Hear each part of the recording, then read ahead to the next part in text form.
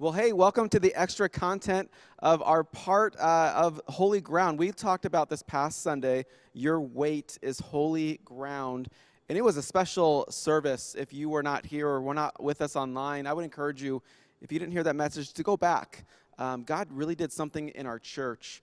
In fact, I've got pages right here of people who have been asking for prayer. And I want you to know, church, if you gave us your name or a prayer request, I've been praying over these this week. And it was just a special time where we realized that we struggle. We are all in this together. And sometimes waiting is hard. But we know that God is with us in the wait, and we're going to trust Him. We're going to wait for Him, and we're going to rely that His purposes are good. And so if you have not yet listened to that, make sure you go back and listen to that, or share it with a friend. Maybe let someone know that maybe is in that waiting period, that it would be an encouragement to them. Well, I want to dig into just very quickly a few practical tips.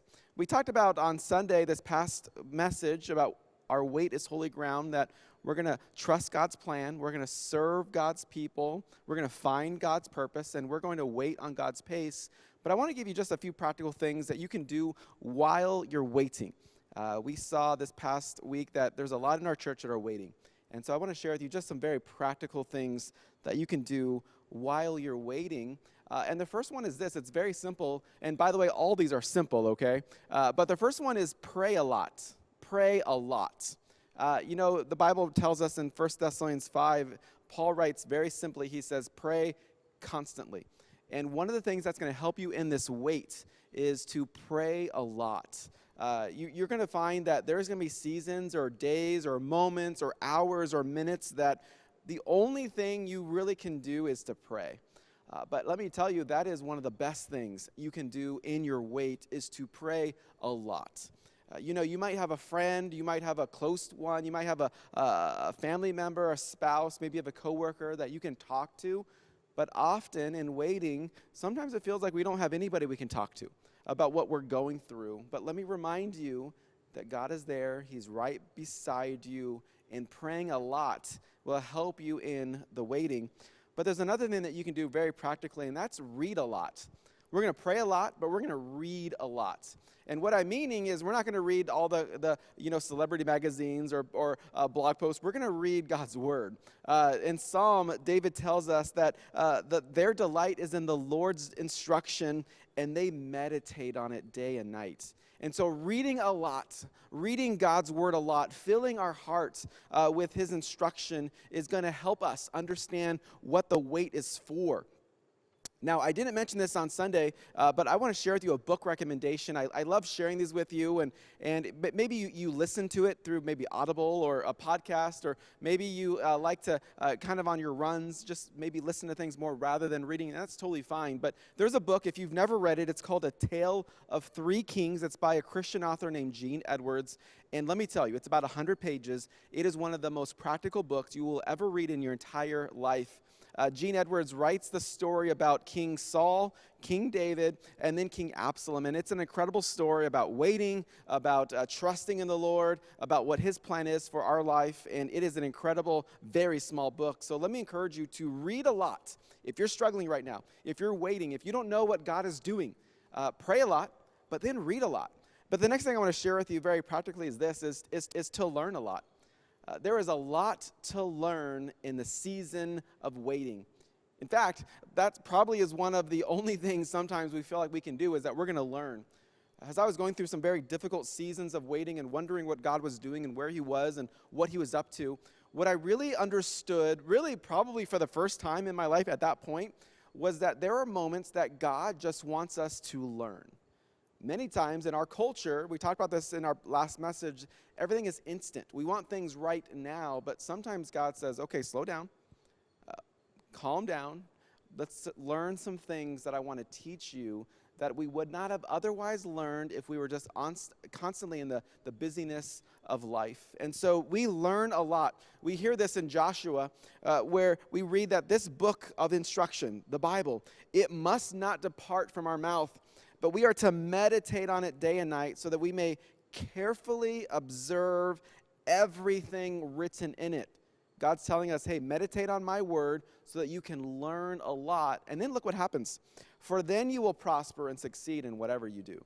And so in this season of waiting, we're going to pray a lot. We're going to read a lot. We're going to learn a lot. God, what are you teaching me? What is this struggle for? Why am I in this wilderness? Why am I feeling lost in the woods? And just like I shared with that hiking experience in Yosemite with my daughter and I, we saw the signs. We thought we knew where we were going, but we really had no idea. We ended up getting lost.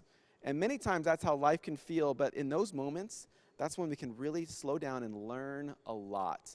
There's one more practical thing I want to share with you. Not only are we going to pray a lot, and we're going to read a lot, we're going to learn a lot. This next one may be a little bit harder at times if we're honest, but the last point I want to share with you is that we're going to thank God a lot. We're going to thank God a lot. I love what Paul tells the church at Thessalonica when he writes in 1 Thessalonians 5. He says this, give thanks in everything. Give thanks in everything. So the struggles that you're feeling right now, you might not be grateful for the struggles, but you're grateful in them. You're saying, God, I don't love this season, but I am so thankful that you're with me. But Paul doesn't stop there. He says, give thanks in everything. But then he says this, for this is God's will. Now, you see, you may be in a season of waiting and struggles and wondering, but you know what? This is God's will for your life right now. And so let me encourage you in this season to thank God a lot. You know, as I look back at those moments in my life where I felt I was very far from God, or when I felt God was distant from me, where I didn't feel like he and I were on the same kind of wavelength or the same call, if you will. When I look back on those times, it was really those moments when I realized, probably more deeply later, that God was with me, probably more closely than I ever have realized before. And so we're going to thank God a lot for the seasons that he brings us through, because he is always with you. So you're waiting right now. You're wondering. You're walking around wondering where the next step is. Well, let me encourage you to pray a lot and say, God, would you guide and direct me in this season? But make sure you read a lot.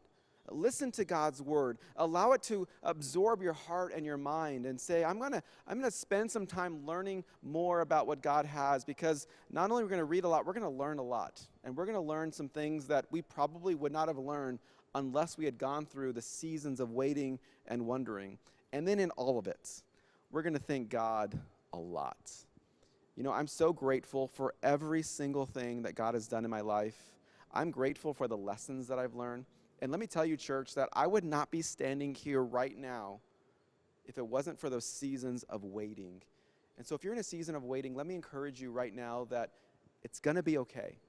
God is with you. He's on the throne. He knows your address. He loves you deeply. And he is with you every single step of the way. But just remember, God has a purpose and a plan.